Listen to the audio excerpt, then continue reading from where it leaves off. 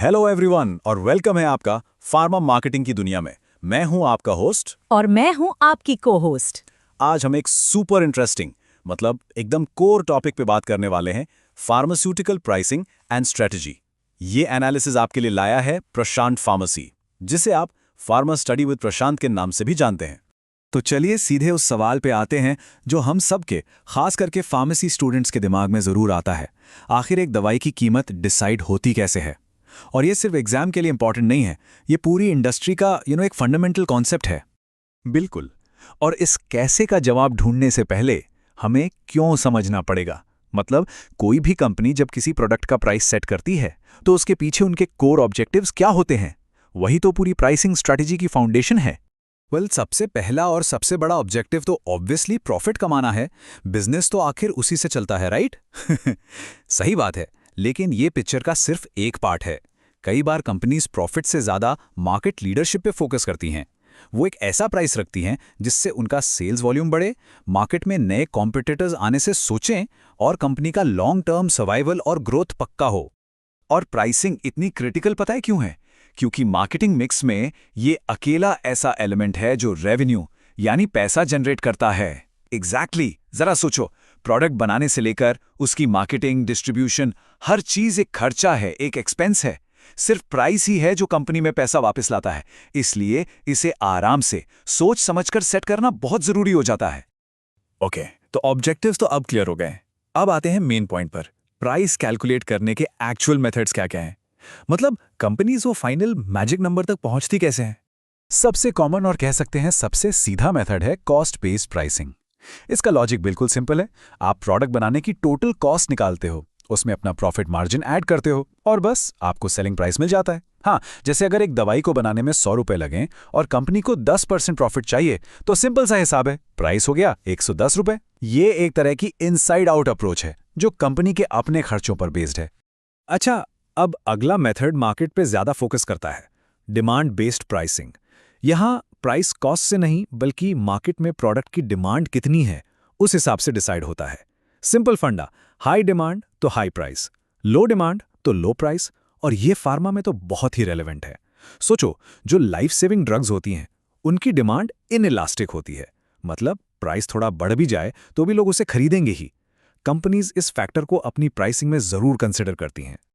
और तीसरा और शायद सबसे स्ट्रैटेजिक मेथड है कंपटीशन बेस्ड प्राइसिंग।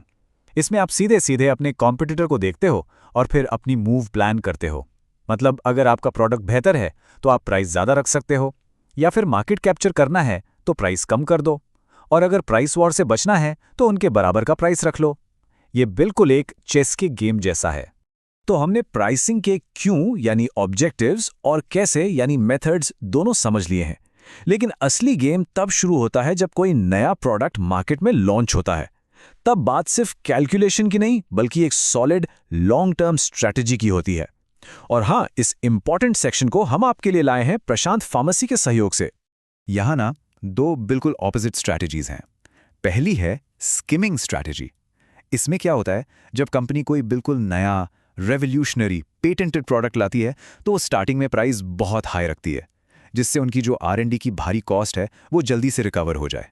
अच्छा, तो ये हाई इनोवेशन प्रोडक्ट्स के लिए है। लेकिन व्हाट इफ ए कंपनी ऐसे मार्केट में आ रही है जहां पहले से ही कंपटीशन बहुत है? Good question. वहां आती है पेनिट्रेशन स्ट्रैटेजी। यहां कंपनी मार्केट शेयर जीतने के लिए शुरू में प्राइस बहुत कम रखती है। गोल होता है ज्यादा से ज्यादा कस्टमर्स को अपने साथ जोड़ना। लेकिन इसका एक रिस्क भी तो होगा ना। एक बार इतने कम प्राइस पर प्रोडक्ट बेचा तो फ्यूचर में प्राइस बढ़ाना तो काफी मुश्किल हो जाएगा। तो प्राइसिंग और स्ट्रैटेजी सिर्फ प्रोडक्ट और प्राइस तक ही लिमिटेड नहीं है, ये प्लेस यानी कि मार्केट पर भी डिपेंड करती है। और आजकल अर्बन मार्केट्स के अलावा एक बिल्कुल नया फ्रंटियर खुल रहा है जिसे हम कहते हैं रूरल मार्केटिंग। रूरल इंडिया में पोटेंशियल तो है, पर यहाँ चैलेंजेस भी काफ़ी इंटरकनेक्टेड लग रहे हैं। जैसे कम लिटरेसी रेट से कम्युनिकेशन मुश्किल होता है और ख़राब ट्रांसपोर्ट से पूरा डिस्ट्रीब्यूशन नेटवर्क अफेक्ट होता है। ये तो एक चेन रिएक्शन जैसा लग रहा है।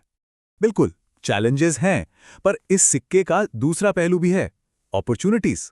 इंडिया की रूरल पॉपुलेशन बहुत बड़ी है और उनकी इनकम भी बढ़ रही है। दूसरी तरफ अर्बन मार्केट्स अब आहिस्ता आहिस्ता सैचुरेट हो रहे हैं, मतलब वहां ग्रोथ अब लिमिटेड है। ऐसे में कंपनीज के लिए अगला बड़ा ग्रोथ इंजन रूरल इंडिया ही है। ओके, तो हमने काफी कुछ कवर कर लिया है। चलो अब इस पूरी डिस्कशन को फटाफट एग्जाम पॉइंट ऑफ व्यू से समराइज कर लेते हैं, ताकि सारे की कॉन्सेप्ट्स एकदम क्रिस्टल क्लियर हो जाएं। तो इस पूरे टॉपिक को एक सिंपल 4 स्टेप फ्रेमवर्क में याद रखा जा सकता है। स्टेप 1, अपने प्राइसिंग ऑब्जेक्टिव्स डिफाइन करें, प्रॉफिट या मार्केट शेयर। स्टेप 2, सही प्राइसिंग मेथड चूज करें, कॉस्ट, डिमांड या कंपटीशन बेस्ड। स्टेप 3, लॉन्च के लिए करेक्ट स्ट्रैटेजी सिलेक्ट करें, स्किमिंग या पेनिट्रेशन। और फाइनली स्टेप 4, नए मार्केट्स एक्सप्लोर करें, जैसे कि हमने देखा रूरल मार्केटिंग। चलो थियरी तो समझ आ गई, अब थोड़ा प्रैक्टिकल सोचते हैं। एक सवाल है, आपको क्या लगता है एक फार्मा कंपनी के लिए लॉन्ग रन में स्किमिंग या पेनिट्रेशन में से कौन सी स्ट्रैटेजी इंप्लीमेंट करना ज्यादा चैलेंजिंग है और क्यों? इस पर सोचना जरूर। तो उम्मीद है कि ये सारी जानकारी आपके काम आएगी। अगर आपको ये वीडियो हेल्पफुल लगा हो तो फार्मा स्टडी विद प्रशांत को फॉलो करना ना भूलें। This video was provided and created by Prashant pharmacy. Thank you.